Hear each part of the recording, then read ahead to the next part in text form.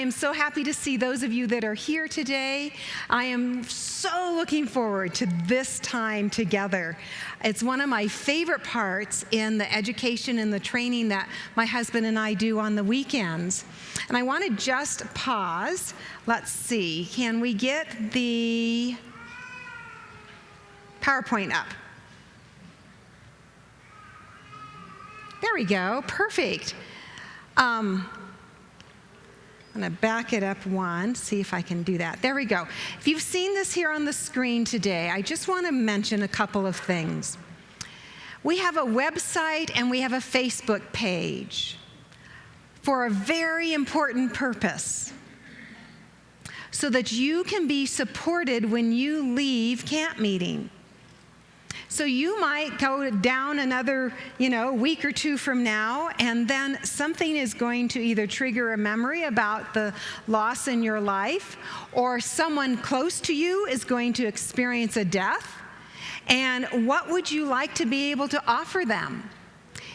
One of the things that you can offer them is access to our website, comfortfortheday.com. And on this website, you will find we blog for the hurting and for the comforter. So let's say you just want to have like a little refresher. Go to those blogs for the comforter that will just help remind you about some of the things you've learned here. Or if you are an email person, you can copy that link for the hurting and send a blog to somebody via email. Read this. This might help you. Do you see what we're saying? This space that is so available to us now freely allows us to be able to support one another in our grief. The other one is if you are a Facebook user, you will find us at Comfort for the Day on Facebook. If you like that or follow Facebook Comfort for the Day, then when I post there, it comes on your feed and you get a little extra boost. Oh yeah, that's what I needed to remember about comforting someone else. Or, oh, this was really helpful for me in my own grief. And then like anything with Facebook, you can share that with your own friends. And this is just a simple way by which we can share with other people the good news that we can grieve in a healthy way. And as a reminder, what did we learn this week? We learned that your grief matters, right? All of our losses under that grief umbrella matter. They matter to us, and thankfully they matter to God. That is such good news. We also learned that in order to be healthy in our grief, we get to do our grief work. Does anybody remember what one of the things in the list of things to do for grief work is? What's an action you can take in your grief work? Exercise. That's wonderful. What's another thing we can do in our grief work? Write down your thoughts, called journaling, or put your stuff on paper. That's another action of grief work. Does anybody else remember another grief work action? Go to a support group, absolutely. Read other books. Yes, this is all part of our grief work. Okay. So then on Wednesday, we reviewed the turning point for our grief that transitions us from unhealthy grief that spirals round and around and around into healthy grief. What is that? Do we remember? Forgiveness, that is right. When we are forgiven and we give forgiveness to others, it sets us free to grieve in a healthy way. Good work. Then yesterday we learned that when we use our words to comfort another person, it needs to be all about the griever and not about us. It's all about them and not about us. So we've learned some really important grief skills this week. Very important. And just want to make sure, does everybody have a handout? What the grieving need from us? Okay. tell me if you are new today, this is your first day in this session. Would you just raise your hand? I want to welcome you especially. I'm so glad that you folks are here. Those that have been with us all week know that we do something a little untraditional. We move around in this session, and we get acquainted with each other, and we share with one another. So I'm going to invite us right from the get-go. Before I do that, Steve, if you don't mind, or Carolina, I need one of those handouts up here with me. Thank you so much. So what I'm going to ask you to do is I'd like for you to get into groups of about 6 or 7. Oh, that's so kind of you. Thank you. Okay, so here's what we're going to do today with this handout. I'd like the people in your group to read out loud. There are 7 quotes on this page. And go around your circle, and if each one of you would read out loud one of those quotes, and then keep going to the next one and the next one until you've read all 7. Now here's the instructions. Please refrain from sharing about them until the very end. When all 7 have been read, that's the time for you to share with each other which of these quotes was most meaningful to you and why. Now, we're looking at this because we want to learn, what do grieving people need most from us? So think about this as being our teacher for teaching us, what do grieving people really need from us? When we're all done, I'll come back up here, and the microphones will be available. And I'd like for maybe someone to summarize in your group what you thought your group thought was the most important thing that the grieving people need from you. Okay? And like other times, I'm going to go over to the smaller camera and talk to those that are watching it on television. And when I'm done, I'll come back up here, and we'll kind of pull our conversations to an end, and then we'll share with the larger group. Go ahead and begin, everybody. I have no idea who's with you in your space while you're watching this on TV, but it would be wonderful if there were a few of you together, that as I'm reading these quotes, that you might make a note about it, and then you might just have a minute or two to share with each other how this helps you learn what grieving people really need. So, here's our first quote, written by a man named John Spade. He says this: "Condolence is an art that requires wisdom, tact, and courage. It means being honest about your own feelings, not trying to persuade your grieving friend to feel better, and being available to listen." What do you think some of the takeaways for that one? The word that pops out to me is the word courage. It does take courage to step in the space of someone else's pain, doesn't it? Our next quote comes from a woman named Judy Bresendine. She writes, "So when someone you know is grieving, love them. Offer support where you can. Stay in touch. Nurture your connection with them. Reach out. Be understanding. Offer to listen. But don't tell them how to grieve. And don't make judgments.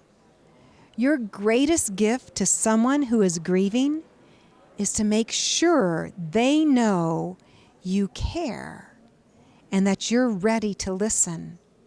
Encourage them to let you know how you can best help them, and then follow through." Wow, those are a lot of great suggestions on how to support a grieving friend, isn't it? This one I especially like, and we did read this one yesterday.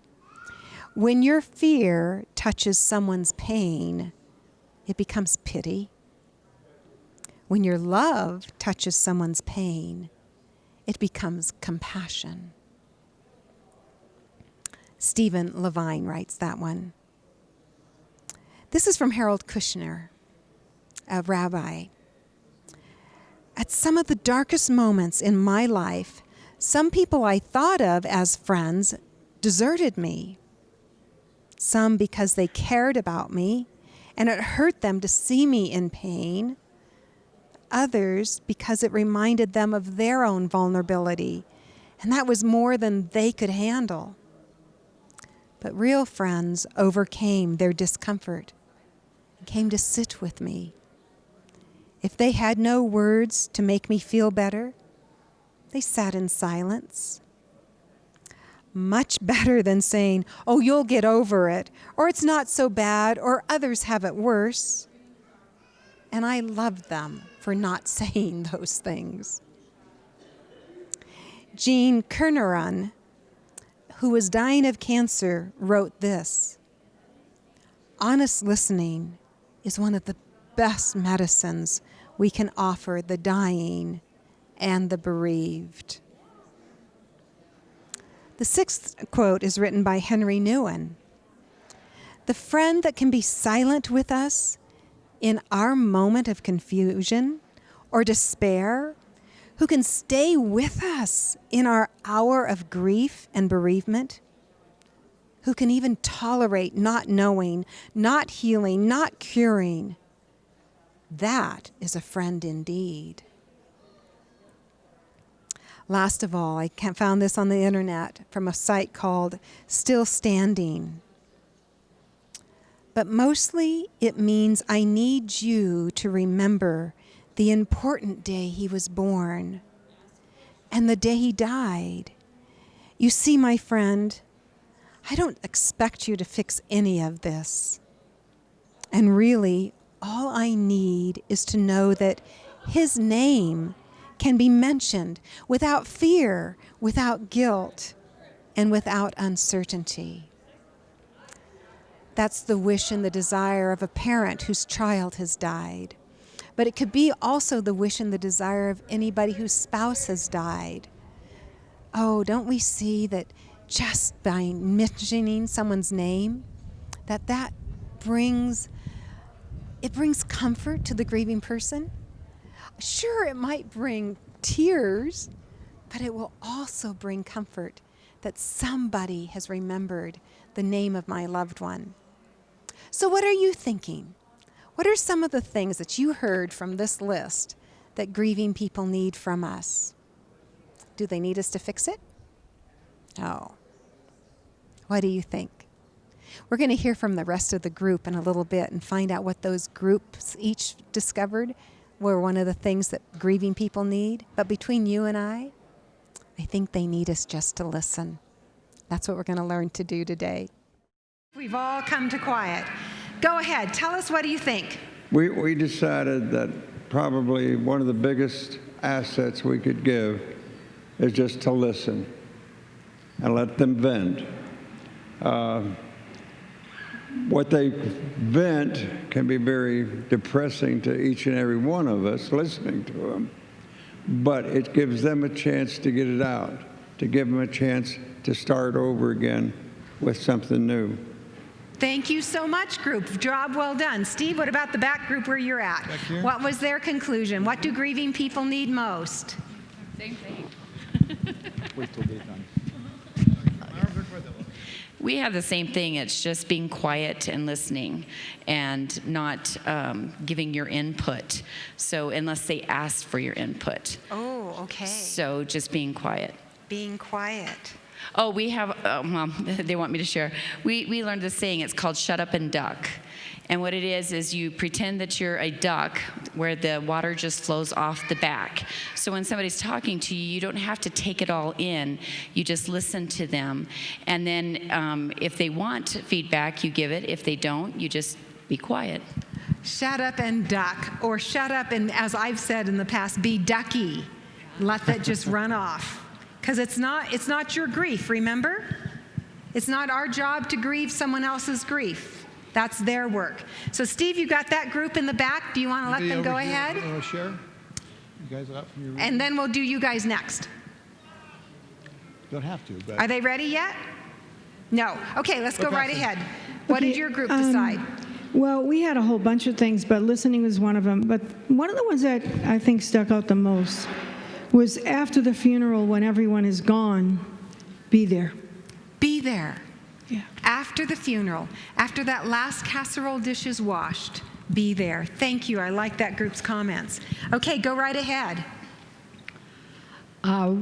We were on 4 and 5 about listening honestly and not trying to say you can get over it, just being there. But I think we all agreed on that.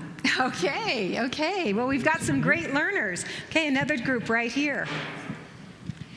We like number 2. Sorry.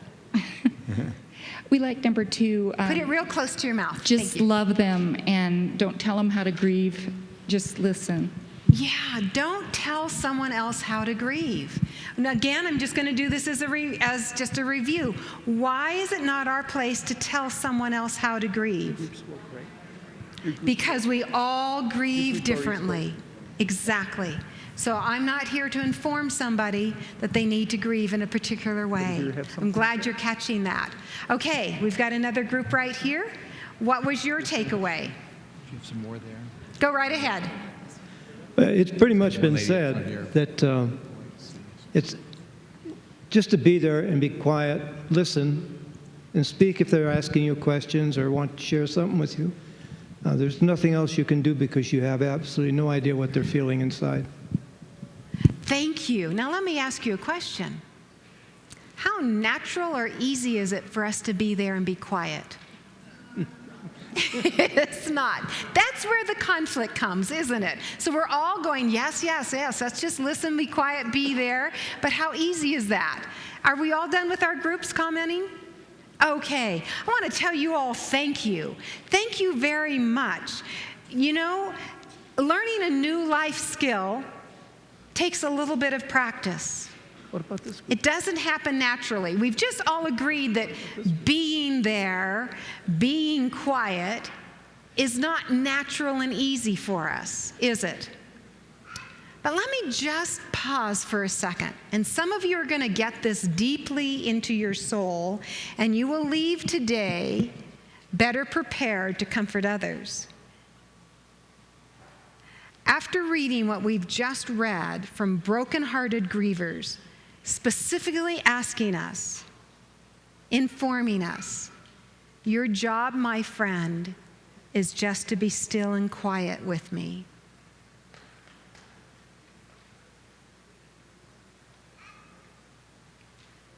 Can we take that in? And when we really get that, it's like all of a sudden I'm relieved. I don't even have to worry about what to say and what not to say. All the work we did yesterday almost doesn't matter. Do you see now? I just get to go and be there. My words aren't going to fix it for them, is it? My words aren't going to change it for them or heal it for them. But what will my presence do? Yes. Okay, we're going to need a microphone. Hold on just a minute, because we are on television and we want to make sure that everybody gets to hear what you have to say.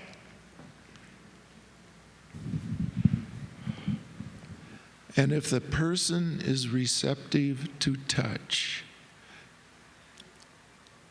them, hold their hand, because that can send a message to them that is very meaningful.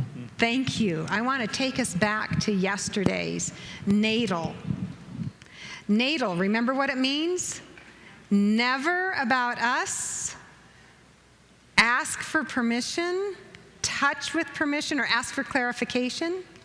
It's a rare, here we go. Never about us, ask for clarification, touch with permission, always about them, and listen with your heart. That's a whole lot simpler than having to have just the right words to say, isn't it? Okay? So that's what we're going to practice today. That is exactly what we're going to practice today. We read that yesterday, so we're going to keep moving forward. So, let's take a look. They need us to listen. Let me ask you a question. How long has it been since someone listened to you tell your loss and grief story?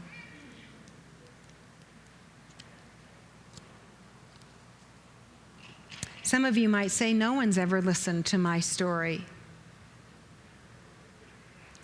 And some of you might say, well, it's been a really long time. In July, I travel every year, and Steve is now traveling with me to the Marble Falls, Texas area, to a camp called Camp Agape. It's a camp for children in bereavement, ages 7 to 12. And one of the important things that we do is listen to these children's story. You know, they go to school and they feel like the odd one out because everybody else has their moms and dads or their brothers and sisters. And they're missing their brother or their sister or their mom or their dad. And that is they feel so isolated, they feel so alone. And the first activity that we do is we get our group in this big circle and we toss a ball of yarn back and forth to each other, and we catch the ball and we hold onto the string. And when we do that, we say, "My name is Karen, and I am here to support you in your grief. And the person that died in my life is my son." And then that child, that's what I would say to start with, and I toss it to a child, and they would say, "You know, my name is Hannah, and I am here because my dad died." By the time we're done with 13 or 14 of tossing the balls, these children in the circle are now completely and totally connected. The string that's between us just acts as the illustration of our connection.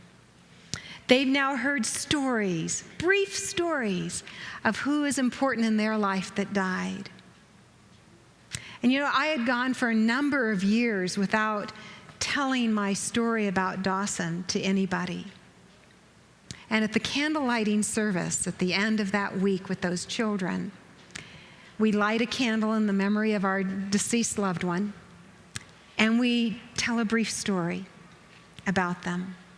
And it just hit me so profoundly that I really needed someone to listen longer than just that few minutes as we went around the circle. And I found one of the other adult staff, and I took my picture of Dawson, and I went up to her and I said, "Would you listen as I tell you about my son?" And she did. That was the grandest gift she could give me. And I could tell her about the special things that were about my son.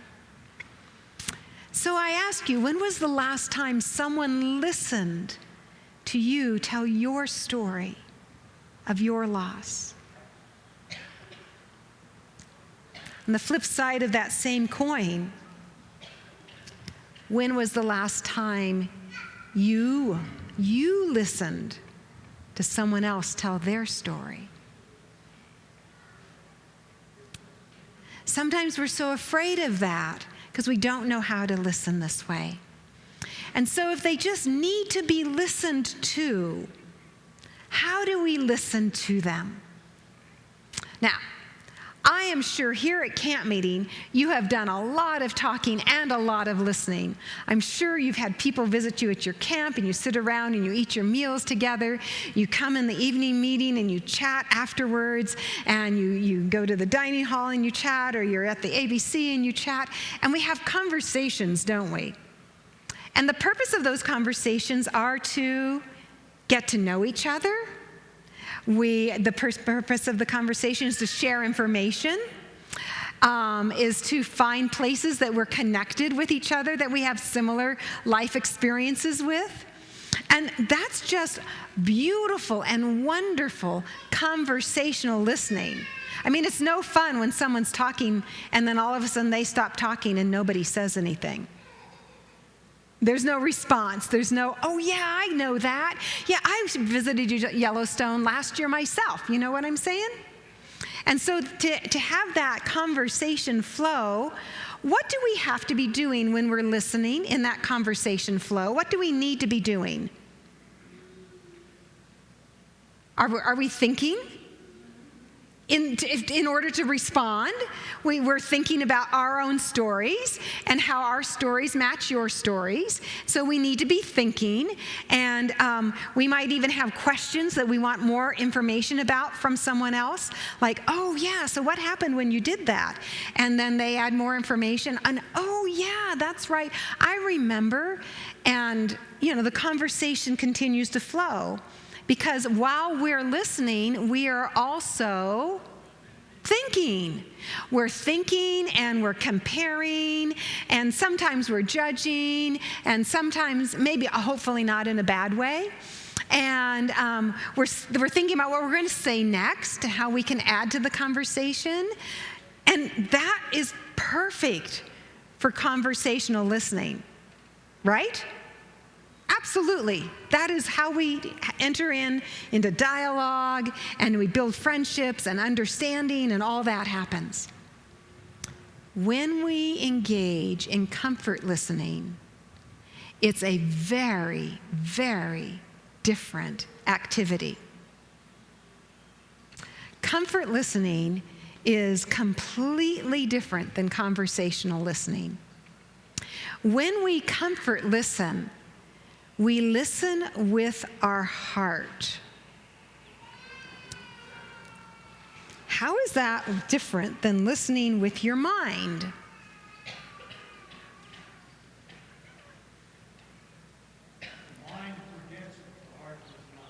Okay, the mind might forget, but the heart does not. I like that possibility. What about when we listen with our mind, are we thinking about the next thing we're going to say? When we listen with our mind, we're kind of casting some value or judgment or comparison, or you see, the mind is going. And so when we're comfort listening, our mind that's not the time for our mind to be distracted. So we're listening with our heart. And that means if what we're listening to and who we're listening to touches our heart, we do what Jesus did. We weep with those who weep. We feel with those who feel. We allow what they're experiencing to touch our lives. And that happens through the heart. The mind often shuts those doors, doesn't it? But the heart will leave it open. So when we're comfort listening, there is no judgment about someone's story. No judgment. Someone's story might include the death of someone close to them who took their own life. Some of us in this room might struggle with judging about that. And so would we need to say, this is not my turn to judge. There's no judgment with this. So there's no judgment in our listening. There's no comparing or valuing. I often hear people tell me, oh, the death of a child, that has to be the worst kind of grief there is. I don't know if it is. But I would feel much better if we didn't compare it. Because what I do know is that your grief is your grief. And it might not be your worst grief. Remember me telling you the other day that my stepfather and my birth father both died? And those were not hard griefs for me because of the relationship to and the relationship with them. And so, you see, we can't value someone else's grief. We can't judge it against our grief experience. What would that do? That would put a barrier and a wall between us. And we think when we do that, comparing or judging, we think that it's going to bring us closer to each other. But that's not going to happen. So we want to dismiss with any comparing or valuing. And so importantly, we want to listen with our eyes. See, if I'm listening to someone tell me their grief story, their loss story, and I look away or I look down, what does that tell the person who's talking to me? I kind of stopped listening, or I'm uncomfortable with their story. Remember, is this all about us? No, it's all about them. And if I'm ducky, if I let that roll off of me, I can just be present with them and listen. Listen with my eyes. So I want to keep eye contact. I also want to listen, to hear, and feel. It's okay to hear and feel the other person's experience. And back to the idea of touch, to listen with touch, but do so with permission. Is this okay? And just touch the knee or the shoulder. Is this okay? You'll know. They'll pull away if it's not okay. They'll pull away. Respect that. Respect that. Sometimes you just put your hand out and they'll put their hands in your hand. Okay? And there's that connection of touch listening. So this kind of listening is healing listening. It's comfort listening. This kind of listening is the kind of listening that chaplains learn when they take chaplaincy school and they walk into those hospital rooms where there is so much pain and sorrow, and they simply listen. They touch a shoulder. Their words don't have to change anything, do they? I had a story of a pastor up at a church in Washington area, and in his young pastoral training, he had a little section of chaplaincy training. And then he got this call. No, he didn't have any chaplaincy training, I don't think. He got a phone call about a parishioner that was in the hospital. And it was a very serious situation, and death could have been an option there. And he got there at the hospital, and he's young in his work of ministry, and he just had no idea what to say. He had no preparation, no training for this at all. And so he stood by the side of the bed and just prayed silently. And just prayed silently. And after about 10 or 15 minutes that passed, he said, "I think it's time for me to go now." And he did, just quietly left the room. After the crisis had passed, those people that were in the hospital that day came to him and said, "Your being with us was the most important thing that ever happened. Thank you so much." You see, it was way easier than he thought. He realized he didn't have to come to fix it. He didn't have to come with the answers. He didn't have to come say, "Oh, that's okay, it's going to get better." No, he could just be there. Now, so in order to help us practice this comfort listening experience, we're going to actually get to buddy up. And I'm going to ask that men join with men and women with women. Please don't buddy up with a spouse. I want you to find somebody else, and hopefully somebody you really don't know. And one of you is going to tell the story that you haven't told in a long time because no one has listened to you in a while. And you're going to have 4 minutes to tell your story. Now, you as the storyteller are simply going to provide the atmosphere for the listener to practice this kind of listening. Because it's new and it's different and it's not common to us, I would be a very remiss educator if I just told you about comfort listening and didn't give you the opportunity to practice. So this is simply a practice session to practice. And these will stay up on the board so you can refer to them. But once you begin listening, try not to look back at them, because where is your attention supposed to be? On the person who's telling the story. You're just going to get to hear their story. Some people call it holding the space for them. Hear their story.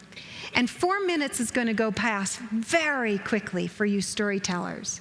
Now, if it doesn't and you finish your story early, I'm going to ask you to just sit in silence and wait. The 4-minute bell will ring, and I'll be right back up here. I'm going to tell my story to the camera, so those folks are going to get to practice comfort listening. And then we're going to just pause for a minute, and we're going to do a little debriefing. How did it go for the listener? How did it go for the storyteller? Okay? So I'm going to tell you the story about the time when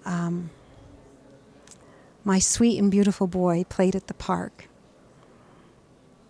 This is just a few weeks before he died. And it was winter time, and he loved nature so very, very much. He was out there in the park, and a little bird was hopping along the grass kind of towards him. And there he was with his sweet little hands out, walking so carefully with his hands out, going, "Here, little birdie, birdie, birdie, here, little birdie, birdie." And I was watching from a distance because this mama knew what was going to happen next. And sure enough, up in the air, the bird flew. Dawson's head went flying back, and this big belly laugh came out. Oh, that's such a treasured memory I have of my little boy. And I don't get to tell it very often. So I want to thank you for listening to my story about Dawson and the birds. But the hard part of my story is that morning when he fell asleep in Jesus. Naturally, as any parent, it's never, never, never what we would want. And while it was so dark, and that last breath left his body, and we sobbed, I was confused because I thought for sure God would show up in that space. And there was no light glow that came in from the window, and there was no sense of angel wings wrapping around our shoulders, and it was just so silent and so dark. Our pediatrician was at the foot of the bed, and my husband and I were kneeling by Dawson's head and shoulders. And naturally, we wept and held him close. But I couldn't figure out why God seemed so distant, so far away, so absent. It was a hard time in my grief. A really, really hard time in my grief. And it lasted for a couple of weeks. Just, God, where were you when we needed you most? I thought there'd be some kind of physical evidence. And I want to tell you this story because I know it happens to other people, and I don't know if it's happened to you, and I know you're supposed to be listening just to hear my story, but you need to hear the other part of the story, and that's when the pastor that showed up later on that day told us a couple weeks afterwards that the pediatrician had shared with him that she had never been with a family that had been so peaceful at the death of their child. And it took a few weeks for me to figure out what was really being told to me. That peace wasn't something that came from us. That was the presence of God. And so, in fact, he was there by the peace that we did experience. He didn't come showing anything physical. There was no light, and there was no angel choir music. There was no anything else that gave us any evidence except the peace that was in our hearts. And now my 4 minutes are up, and so is everybody else. So I'm going to go back up to the platform, and I'll see you there. How did your listening go? Stay right where you're at with your sharing partner, because we're going to get to flip roles in just a little bit. Steve, do you mind having the microphone? We want to find out, do a little debriefing. I want to find out from the listeners first. If you were a listener and you're willing to be vulnerable and tell us what listening was like for you, was this easier than you thought? Was it harder than you thought? What part of listening in this way is kind of natural for you, or is it all unnatural for you? So if you are a listener, can you give us a little bit of feedback? Just raise your hand. We've got one right there. Put your microphone right up front so we can hear it well. Yeah. It's on, honey. Sure it's on. Is that a? You're on. Go ahead. Actually, I have hearing problems, and I have to focus very closely in order to listen to someone anyway. So that almost comes natural for me to really focus, make eye contact, watch the face.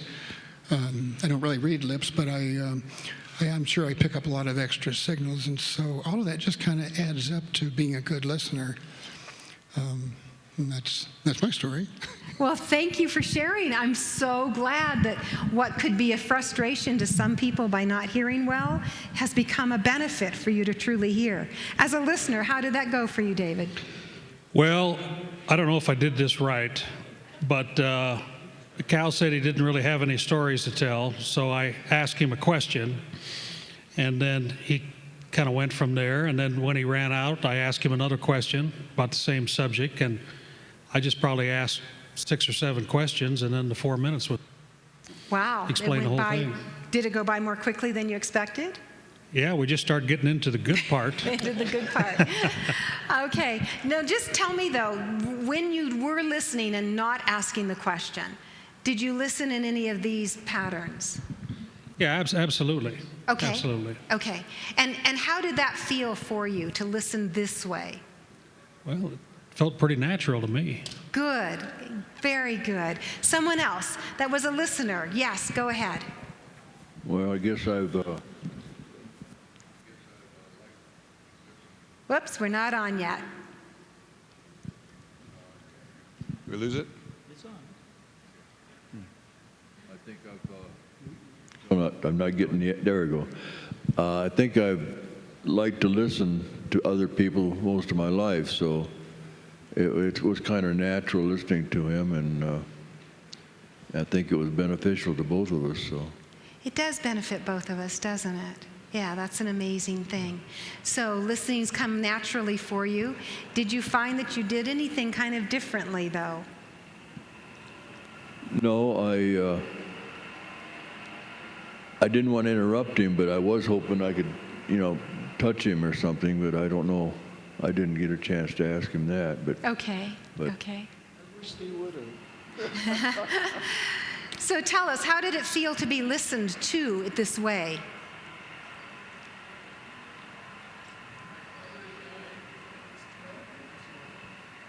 Okay, we can't hear you, and just tell us how it felt to be listened to. Okay, we'll just use this one here. Yeah. He listened very well. He listened well. And he asked a good question about my father. What was he like? And that enabled me to open up. As I said before, he died when I was 12 years old, and no one listened to me. Wow. So how good it is to be listened to now, isn't it? And he listened very well. Beautiful. Thank you. Okay, go ahead right here, honey.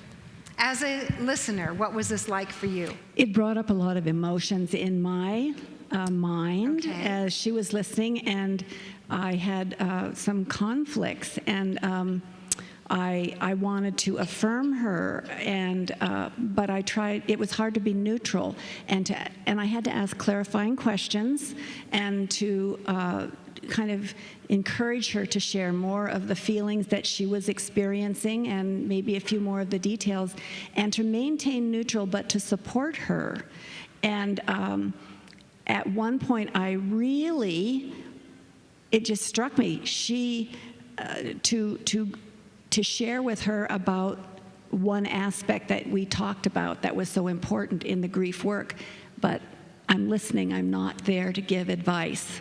Good. And so I just continued to listen, and maybe later that would come. Absolutely. Although she became this listener so aware that she wanted to be able to add some advice to this, she went, no, I'm not going to do that. I'm not going to do that. Okay, so Steve, you've just pointed. We've got 5 minutes to 5, and we want to flip this so that the listener becomes the storyteller and the storyteller becomes the listener. So I'm going to give you another 4 minutes to do this, and you're going to flip roles. And because everybody needs to practice being this listener, being the person who allows someone else just simply to tell their story. And if we only just ask a question for clarification, that's about as far as we can go with what we speak about. Otherwise, it's their turn to talk. And I'm going to put the timer on, and you may begin.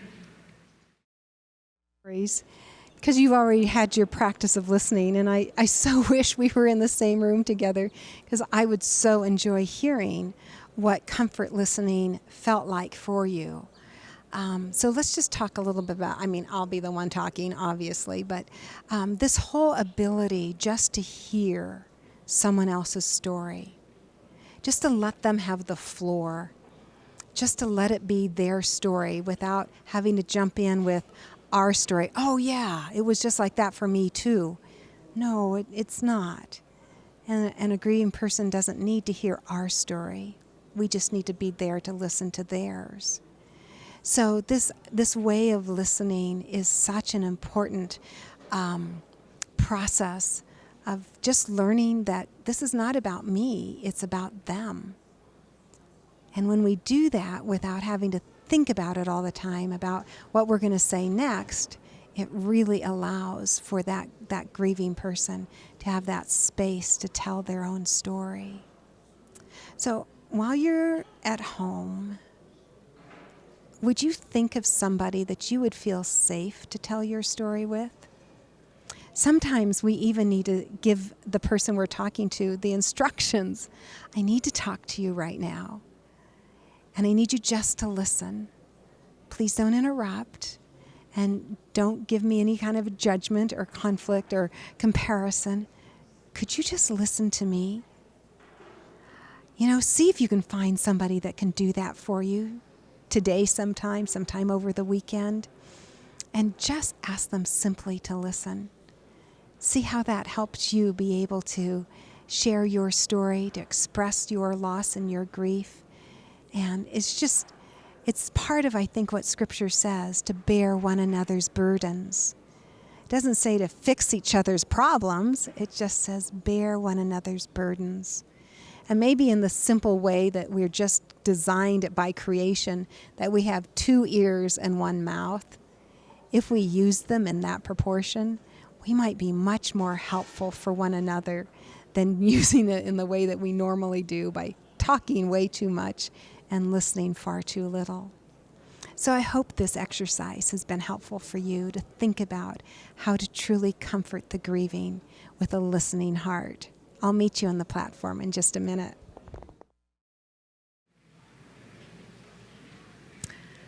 Okay, and like I told you yesterday, I think you are by all means an exceptional group.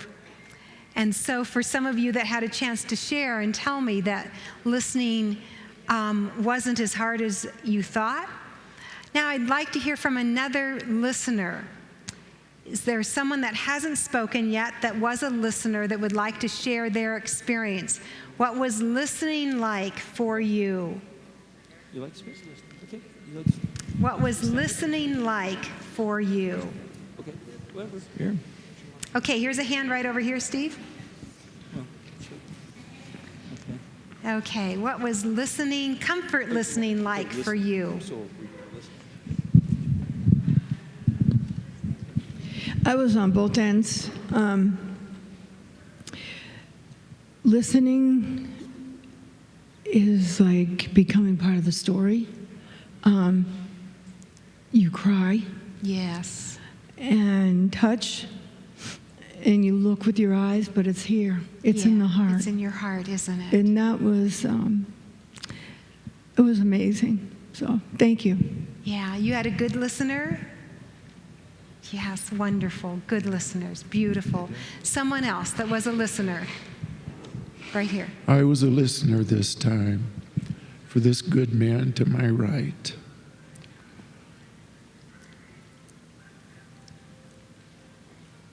Listening with your heart is very difficult. It is. Because you tend to get involved.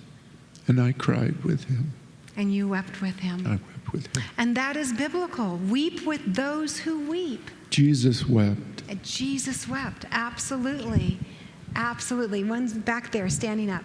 Yes, I've listened to patients for years, And I'm always marveling at how every time it's different and every time it touches my heart. You let your heart be touched. You listen with your heart. Is there a storyteller that would like to say what it felt like to tell your story and be listened to this way? Did it affect you to tell your story and be listened to in this way? A storyteller, would you like to share? Just a minute. We'll see if someone else can. Yeah, go ahead. Any storyteller that would like to say, wow, this was amazing to be listened to this way? We have shy storytellers today. There we go.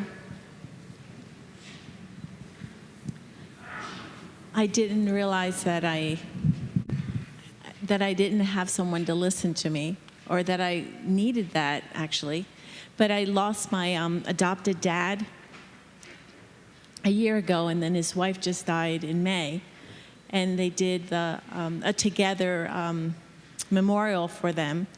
And so my husband and I went, and my husband was asked to do the memorial. But he kind of adopted me as in academy when I was 14 years old. He was the conference youth director, education director, Pathfinder director. He had 3 children of his own who were in school, and I was a struggling academy student who had a mom who really could afford to help me through academy. And he just kind of took me under his wing and made sure that I made it through academy. And as you told this story, how did that feel for you? Well, it was just a blessing, because I could see that she was empathetic and just listened with her heart, and that really touched my heart. So I'm just thankful.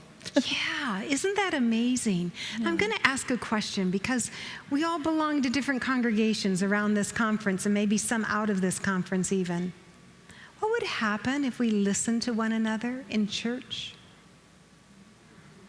If we really heard and knew each other's stories? Would the conflicts kind of go away? We'd come together, wouldn't we? Wouldn't we? You know, when we do this exercise in churches as we visit them, it's a shock. Some people have attended church together for 20, 30 years and never knew each other's stories. And they're now, in just a matter of 4 minutes, have been drawn together. You see, it's not the hardest thing to do, is it? We've thought it is. We've let our culture inform us that, you know, just listening and being still, oh, that's way too hard. But we've just learned today that it's not the hardest thing to do. In fact, it's one of the best things to do. And when it is time, the story has been told, we can then say, you know, I have an idea. I wonder if this could help you feel better.